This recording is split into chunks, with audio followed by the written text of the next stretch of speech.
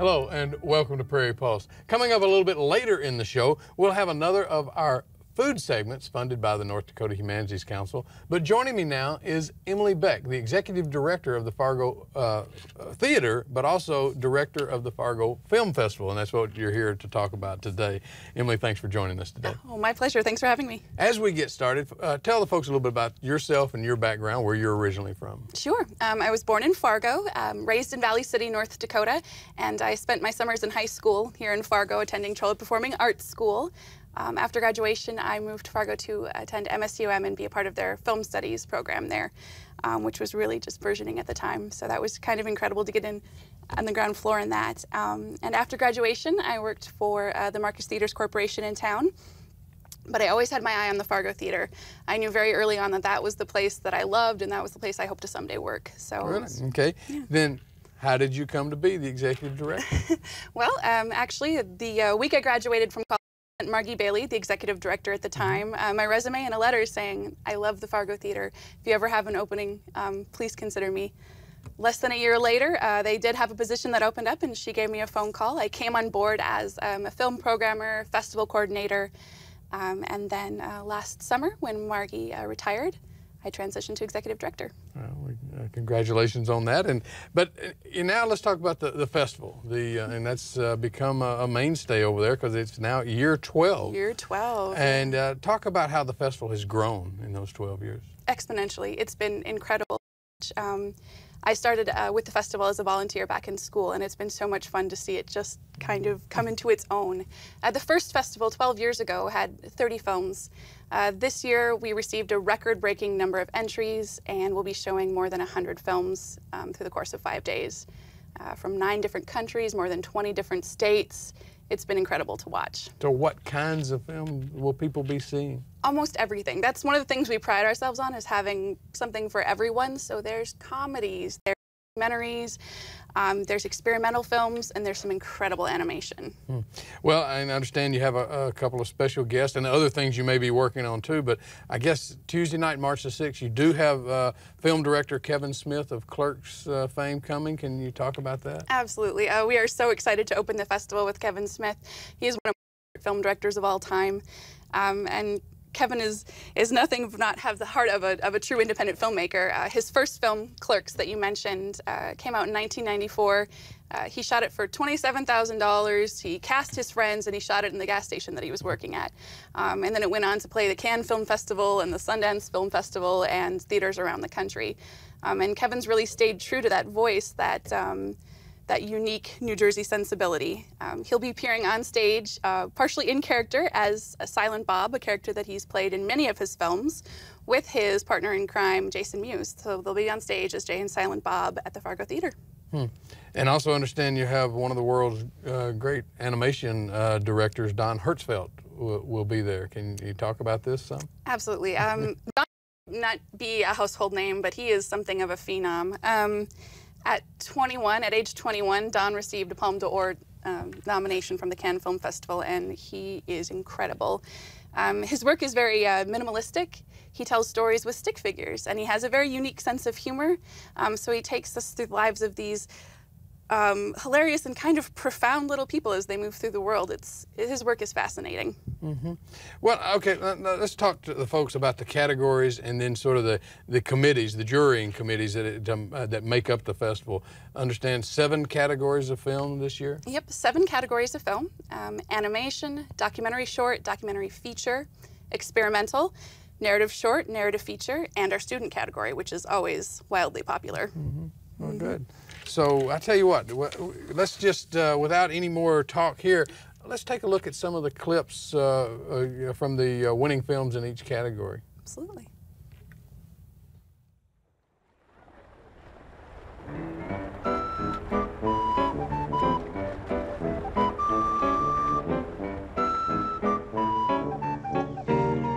I am Roger Gentleholm.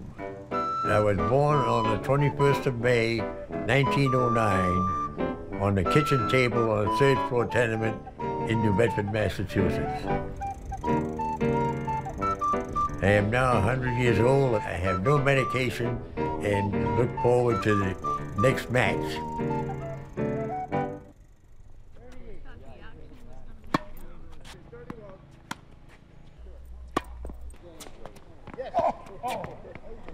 I didn't pull the trigger that day.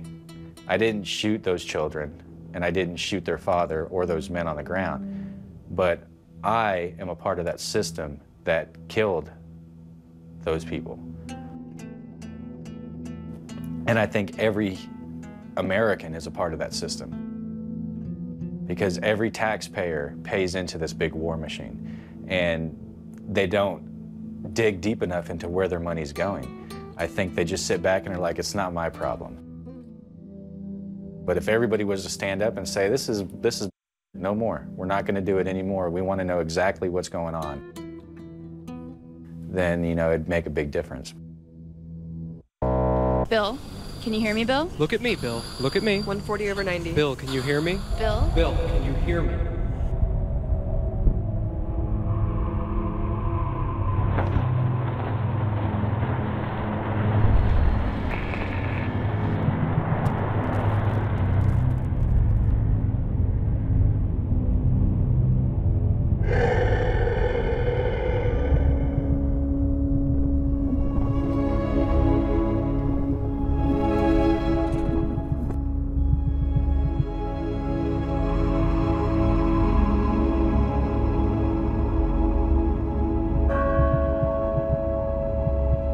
The last thing Bill can remember is speaking to his ex-girlfriend.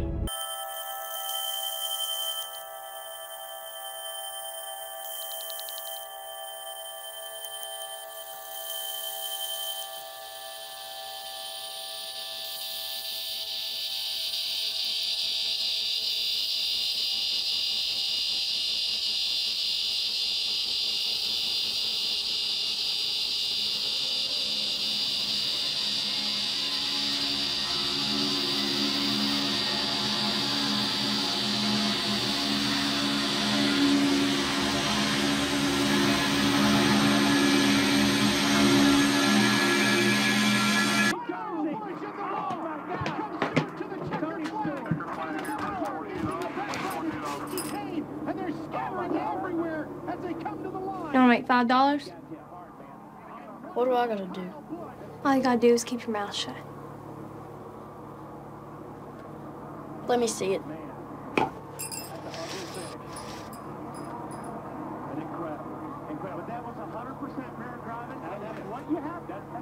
Okay. Excuse me, miss. We're about to close the gate. Close it. I'm not getting on the plane.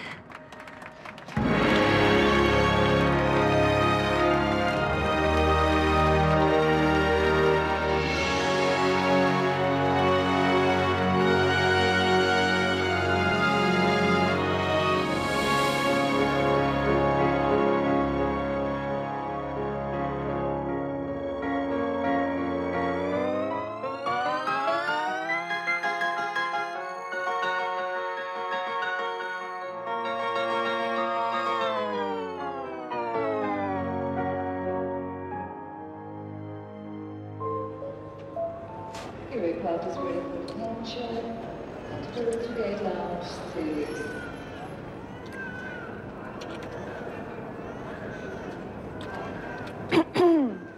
Miss, are you boarding this plane or not? No, I told you I'm not. Okay, do you have any bags checked in? Yes, I do, sorry.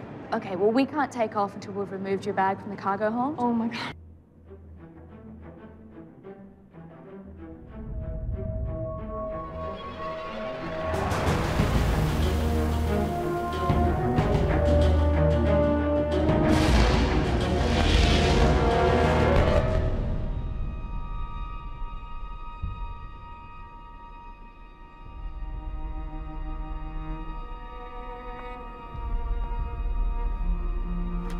Which one? Which one can save him? The Ace of Hearts.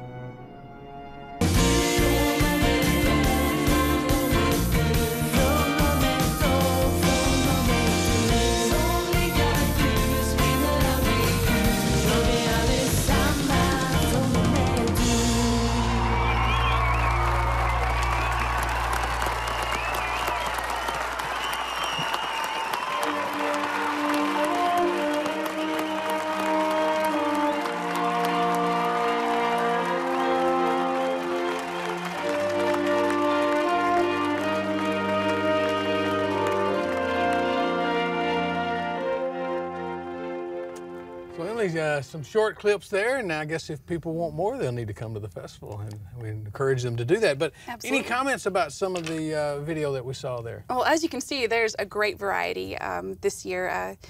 A few of the films that really made an impact with me were, I think you saw a clip from our documentary feature winner, Age of Champions, which showcases these incredible seniors, some of them up to 100 years of age, who are athletes, and they compete every year in the Senior Olympic Games. And this is a kind of a portrait of their daily lives and then leading up to the big competition. It's hilarious and a little inspirational and kind of heartwarming. So I would definitely recommend people check that one out. On the other end of the token there, our documentary short winner is a film called Incident in New Baghdad. And this is an incredible film that is currently nominated for an Academy Award for Best Documentary Short of the Year. It tells the story of Army vet Ethan McCord and his experiences in Baghdad. And he was actually a part of a rather infamous assault on the people of Baghdad that became a WikiLeaks video that started a firestorm in the media. So it kind of is a reflection of his take on the situation now and his role as a speaker as he travels the country and tries to raise awareness for PTSD of soldiers. So that's pretty incredible. Another great film that we're showcasing this year is Melt, and that's an experimental film. And I think often with experimental film, people have the idea that maybe it's inaccessible or it's just for the highbrow film critic. But I like to think of experimental as there for everyone. It's more to think of it more as like a painting. You go and you see these beautiful images and you hear the sound and the music, and it's made to create a certain emotion in you. And whenever that emotion is, whether it's joy or boredom or anger or, for me in this case, awe, that emotion is yours, and you get that from seeing a film like this. So I would really encourage people who have never taken the chance to see an experimental film to dip their toe in the water at the film festival. Well, good, and that sounds exciting. Other things we want to talk about, but one of the things is volunteer efforts that it takes to put this festival on. Can you, how many volunteers and what all do they do? It's incredible. We have 54 serving volunteers this year with the Fargo Film Festival, and they do everything from help with VIP catering to actually, one of their key roles is serving on the juries for the film festival.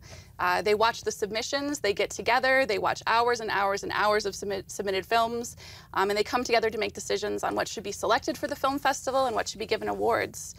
They're also great ambassadors during the film festival. So if you're at the fest and you have a question about a film or about a party or about where to go or what to see, our film festival volunteers are always around, and they're happy to answer any questions or point you in the right direction. When you mentioned Margie Bailey, and Margie Bailey had been there for a number of years, and you're replacing her as executive director and festival director, I guess. And can you talk about how that transition's been going? It's been excellent. Margie, I had the privilege of working with Margie for 3 years before the transition, and she really took me under her wing and showed me the inner workings of the festival, everything from sponsorship to recruiting films, and she is remaining an integral part of the festival. She served on the documentary feature jury, which she loved. She said she loved actually having the time to serve on a jury this year. And she's definitely been helping with everything from fundraising and sponsorship to party planning. Okay, so she's still involved. Oh, and, absolutely. I assume, you know, can you talk some about the fundraising that it takes for this festival and maybe even for the theater? I don't know how do they blend in together? Absolutely. Well, in a lot of ways, the film festival is a fundraiser for the Fargo Theater. The Fargo Theater is a nonprofit organization, and we are always needing outside dollars to support this beautiful historic facility and keep our doors open to offer great film and live entertainment for Fargo. And so sponsorship at the film festival is one of the important ways that local businesses and individuals can support the Fargo Theater. Okay. Well, now let's talk about how the Best in Show voting works and what films are eligible for that award. Absolutely. Every film that's submitted into competition can be considered for a Best in Show nomination. As the individual juries meet, so let's say the student category jury meets, they decide which films to award special awards and which films to put forward for Best in Show consideration. Everything from from Best Picture to editing to screenplay and acting performances as well. So those juries put forward their nominations, and then the Fargo Film Festival Core Committee, which is made up of myself and jury chairs and our festival co-chairs, we screen all the films, and we get together and we hash it out. It's always a lively conversation. Okay. Now, in the past few years, you've had Oscar-nominated caliber films in animation, documentary shorts, etc. How did the jury chairs go about recruiting films of this caliber, and does that strengthen the festival? I mean, that's probably an obvious answer, but can you talk about that, what that means? Absolutely. This year, for the first time ever, we have 3 Academy Award nominated films in our festival. So we will be the regional premiere for these incredible short films. We have an animated short, the documentary short film I mentioned, and then one of the narrative short comedies is also up for the Oscar right now. So to get this kind of work to Fargo, North Dakota, it takes a lot of legwork. It takes our volunteers going out there, studying the films, learning what's popular, what's playing well, what's receiving awards, finding out who's doing innovative things all over the country, and getting in touch with those filmmakers and asking them to submit to the Fargo Film Festival. Do you think, now that you've had a few, do you think that's going to help you get more in the future? Oh, absolutely. The fact that we can include 3 Academy Award nominated films in our festival definitely kind of raises the overall prestige of the festival, so that's great for us. You know, one of the things, and now we're changing, is a little bit that seems popular is this 2-minute movie contest that you're going to have, I guess, on Friday night, March the 9th. Can you talk about this and why that's become so exciting? Yep, the 2-minute is one of the favorite activities that happens every year during the festival. It's hugely popular, especially with college students in town. And basically the rules are really simple. You make a film that's no longer than 2 minutes. You submit it. Nearly all the submissions are screened, and awards are presented that night by judges that are in the audience at the time. So most of them are comedies. It's an excellent time. Usually pack the theater. It's a really exciting environment. Another thing that we're doing that I think will really appeal to college students this year is Lebowski Fest, a celebration of the film The Big Lebowski, a Coen Brothers film that's definitely a cult favorite. On Thursday evening of the festival, there'll be a party over at All-Star Bowl where people can dress up as their favorite Lebowski character, a trivia contest, bowling, drinks. It'll be a great time. Well, all right, now remind us again, when is the festival, and if you only had one day to come or one time to come, how could you pick? Oh, I don't know, that would be a hard one. The festival runs March 6th through the 10th. And I guess if I was going to pick one night, it would probably be closing night. It's our Best in Show night. We feature, we'll be featuring some of the Academy Award nominees, some of the category winners. It's usually an incredible night. Okay. Well, we encourage people to come to the festival. I think it's always a good time. But real quick, tell us about the theater itself. You know, you had some expansion. You now have 2 theaters. And talk just briefly about that and what the theater offers for the public. Absolutely. The addition of the second screen has been tremendously helpful for us to increase our programming. We're showing more films than ever, and we're able to increase our live events, concerts, comedians. It's been incredible to watch that expand through our partnership with Jade Presents. We show independent and foreign film on a regular basis. We also do a classic film series, an art film series. We offer a wide variety of programming with film. And then, like I mentioned, we have all sorts of acts on our stage, comedians, local performers, touring bands, and singer-songwriters. There's always something at the Fargo Theater. And this Fargo Film Festival has really become something, and I congratulate you and wish you the best in the future with that. Thank you. But if people want tickets or more information about the Fargo Film Festival, where can they go? Who can they contact? FargoFilmFestival.org, or for tickets for an evening with Kevin Smith and Jason Mewes, tickets300.com. Okay. Emily, thanks so much for joining us today. Thanks for having me. Stay tuned for more.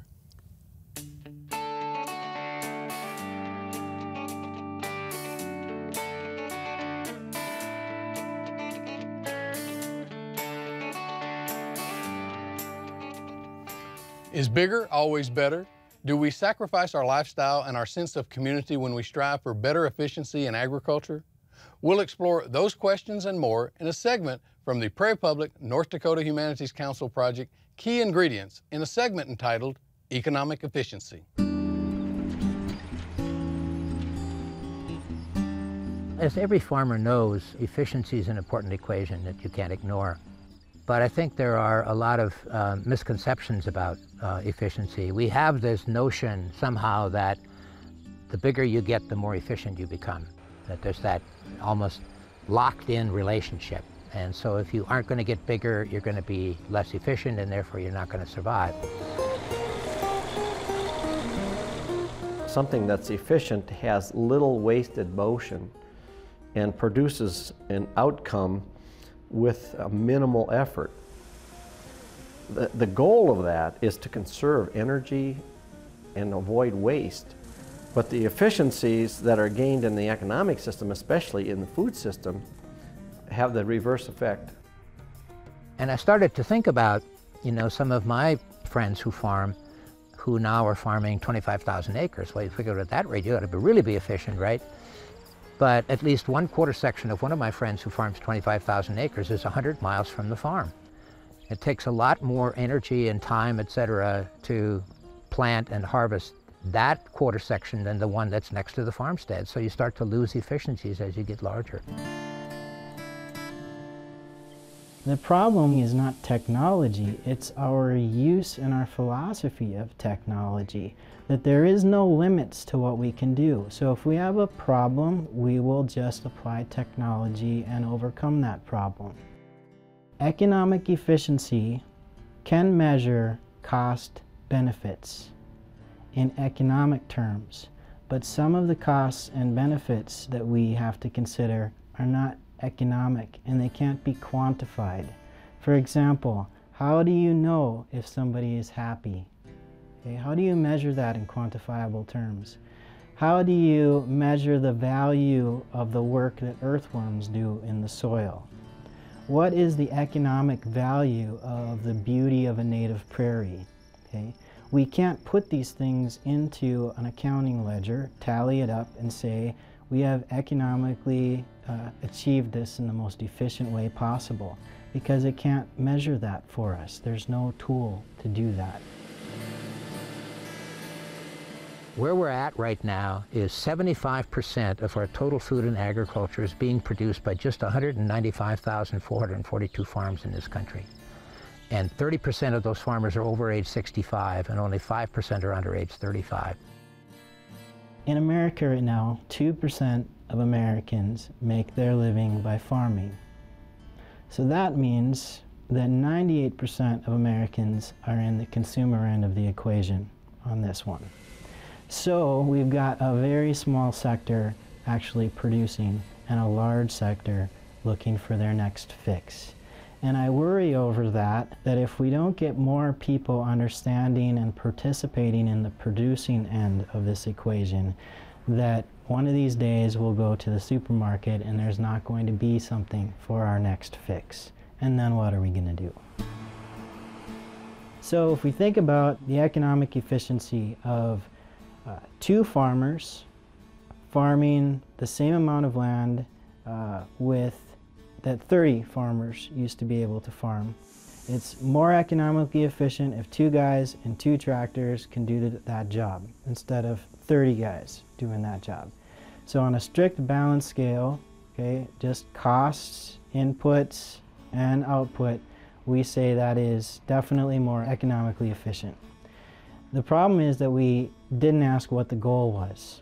Okay? The goal was never economic efficiency. The goal was things that matter to people.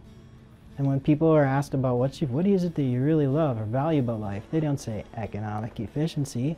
They say things like, I want to be able to put my kids through college. I want them to have a better life than I had. I want to be able to get together with my neighbors and live in a safe community. You know, I want my kids to be able to go to a good public school. So what is the implications of just having 2 farmers where there was once 30? Suddenly your kid has to travel 60 miles round trip to get to a town that has a school anymore. You've lost 30 families in your community. So now the businesses like the hardware store, the restaurants now aren't economically viable anymore.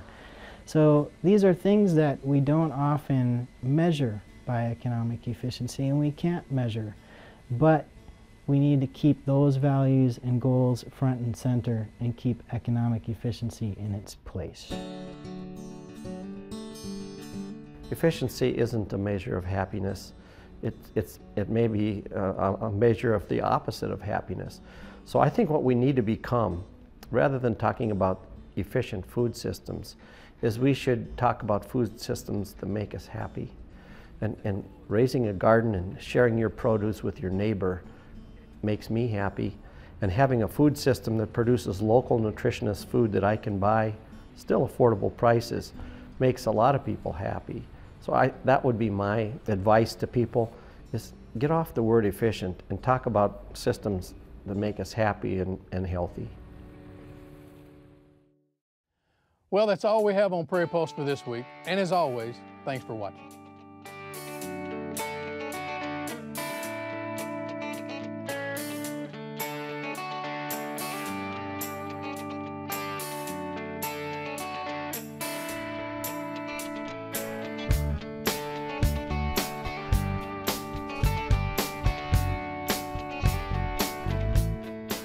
Funded in part by the North Dakota Humanities Council, a nonprofit, independent state partner of the National Endowment for the Humanities, and by the members of Prairie Public.